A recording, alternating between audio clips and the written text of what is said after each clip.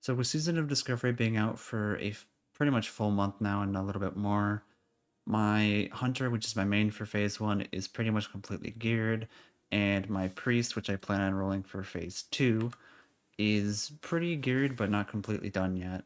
But I've been thinking, what gear do I need to be targeting on my Priest before Phase 2 hits so I can get out of the raid, as well as when Phase 2 hits, what gear can I get while leveling so I don't have to do as much at 40 and I can jump straight into Gnomeregon.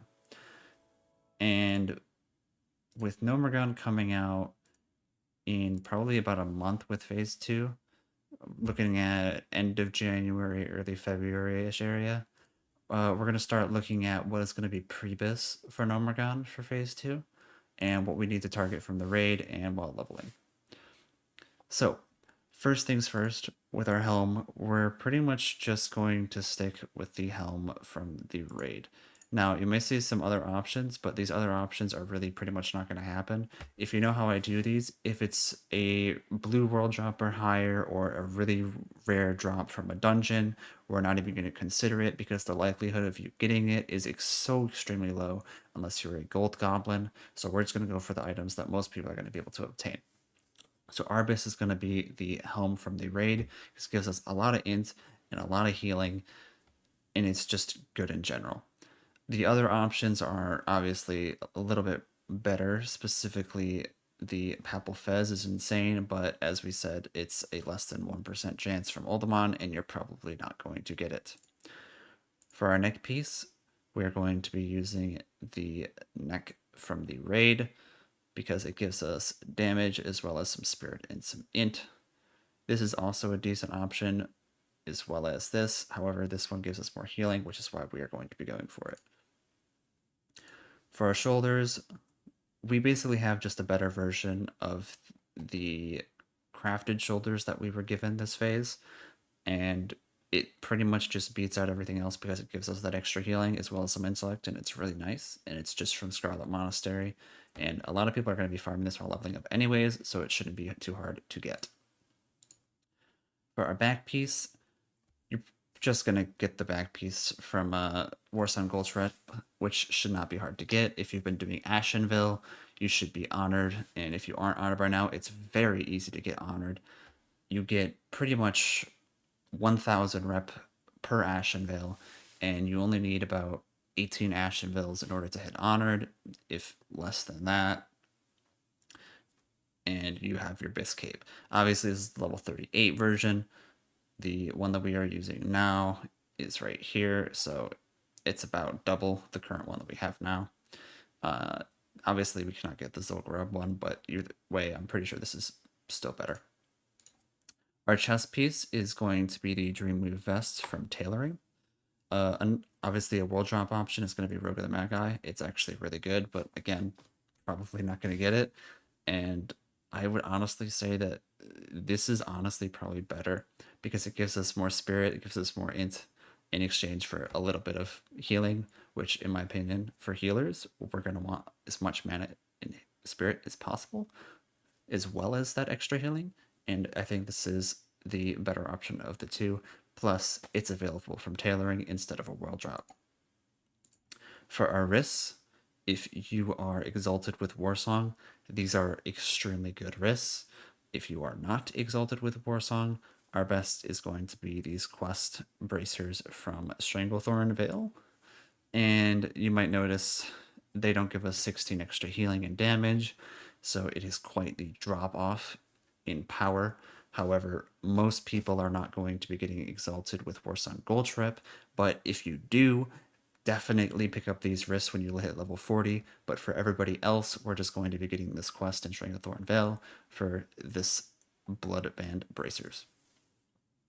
For our gloves, we get kind of lucky again with more tailoring gear. So very easy to obtain as long as you can get all the mats, or you can just buy it off the auction house, or you can make it if you're a tailor. Very nice. For our belt, we are going to be getting this from Honored with the Arathi rep. So assuming that we can get this rep just like we got the Warsong Gulch rep from Ashenville, we should be able to get this rep from the PvP event in Stranglethorn Vale, and it should not be too hard to get. It is a very good waste, and really our next best thing is this belt from Razorfen Drowns. Gives us a lot more int, but in exchange for a lot of extra healing done. So if you're really struggling on mana, this could be also an option until you get this. If you're not struggling on mana, definitely get this. For our pants, our best pants are going to be the Soul Leech pants or the Red Mage Leech pants if you cannot get the Soul Leech pants from the raid. They're both very good. They are comparable in the extra healing done that it does. One gives you a little bit more intellect, and the other gives you some spirit and some stamina. Personally, I think the Soul Leech is better, even though it has a little bit less stamina and a little less healing. I prefer those other stats, and I think this will suit us a lot better. In terms of our boots, we're just going to be going with the crafted boots. They are very good. If you are not a tailor, another option is the South Sea Mojo boots, which can be done by both factions, and it isn't Tanaris. But if you are a tailor, definitely keep these crafted boots. They are very good. For our 2 rings, we're going to be getting another item from Onward with the Warsong Gold Trip. Obtained the same way we said before, just spam Ashenvilles right now. It's very easy. And at level 38, you'll be able to pick up this very nice ring that gives you mana per 5, extra healing, and some stamina. And our other ring is going to be the ring from the raid that drops off of Kelris. Also a very good ring, spirit and healing, very nice. For our trinket, most people might tell you to go this trinket, which is the damage and healing. It's also this healing one. We're going to take the damage and healing one, even though this gives us a little bit more healing. I would rather have the damage so we can contribute towards the raid a little bit more personally. But if you feel like you want to go take this, go ahead. But this is definitely better in my opinion. For our wand, our Bis is going to be the wand from the raid. Drops off of Kelris. Very good wand because it gives us 5 intellect, which is very nice. You might also see Jaina's Fire Starter, which is 6 intellect, 3 spirit. However, as we notice, it is a blue world drop item. You probably won't be getting this unless you have a ton of gold. And even then, it's not really worth it unless you do not have this wand, because it's only 1 more int and 3 spirit. If you have this wand, just use this wand.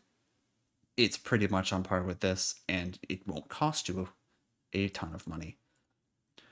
In terms of our weapon, obviously the best weapon is going to be the Epic Staff from the raid. However, we know that this is only a 4% chance, and you might not have gotten it if you were not lucky enough to get it. The healing version that drops off of Galahas is also a decent option. And pretty much after that, Lord Keeper's Staff is going to be your best, which is from Revered with the Warsong Bull Trip.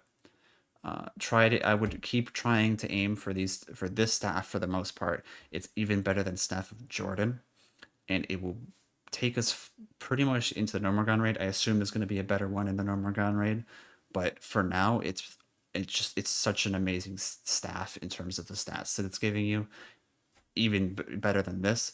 You may say it's only 2 more in terms of how much healing it gives. However, the stats that it gives are insane. You get 10 spirit, 5 stamina off of this, but for this you get 15 intellect, 14 spirit, and some shadow resistance. It's a lot better. However, this is going to be your second best, and this is going to be your third best. Some may say this is better than the walking stick though, so up to you. Personally, I think this is better because it does more healing, but if you're lacking on stamina, this gives you about 90 more stamina and some MP5. In terms of our talents, we're pretty much going to be going wand spec, get some improved power word shield and improved power word fortitude, pick up inner focus, which is very good, get our meditate, pick up 1 reduced threat because the rest of our options aren't very amazing, and it's not really an amazing option either, but we needed the extra point to get through. We're going to put 5 into mental agility, 5 into mental strength, 1 into divine spirit. Unless you have multiple priests in your raid, then you do not need to pick this up. In that case, if you do not pick this up, you will be going 5 into force of will. If you do pick it up, you'll be going 4 into force of will, so that we can pick up power fusion at the end of our tree. In terms of your runes, pretty much void plague except for bosses that are mechanical, or if you want to use your powered shield on your tank or any warriors specifically, so they can get rage through your powered shield, or if your tank is a prot paladin, this is also very good, so that they can gain mana through your powered shield. But if you are not really struggling on healing at all, Void Plague is a great choice, except for against mechanical bosses because they are immune to diseases. Unless Blizzard changes something for the raid, this is just how it is. For our leg runes, obviously we're going to be picking up Prayer of Mending. There just really isn't a reason to pick up Hyrule Barrier unless there's just some mechanic that we aren't expecting in Gnomeregon that's going to require it. But as of now, we're going to be taking Prayer of Mending. You can take Homunculi if you don't have a Shadow Priest. I still believe it beats out the normal versions that you get from Warrior. But I believe Shadow Priests are going to be getting Vampiric Touch in the next phase from one of their runes. So I believe bringing a Shadow Priest will be a thing, and they will be taking Homunculi, which means you'll be free to do Prayer of Mending. On our hands, we're going to be taking Penance or Circle of Healing, depending on the boss. Obviously, we don't know the mechanics yet, but for mostly single target healing, you're going to be taking Penance. But if there's any bosses like the second boss of the current raid, where it's a giant AoE damage to the entire raid, Circle of Healing is a very good rune to be taking. But otherwise, Penance is going to be our best. So next, I'm thinking about doing a rogue guide. It's a bit hard currently because all of the mobs, or about 70% of them in Gnomeregon, are mechanical enemies, and they kind of are immune to bleeds and poisons, which makes rogues kind of in a situation where, unless Blizzard lets them poison and bleed those mechanical mobs in Gnomeregon, they're really going to be struggling on DPS.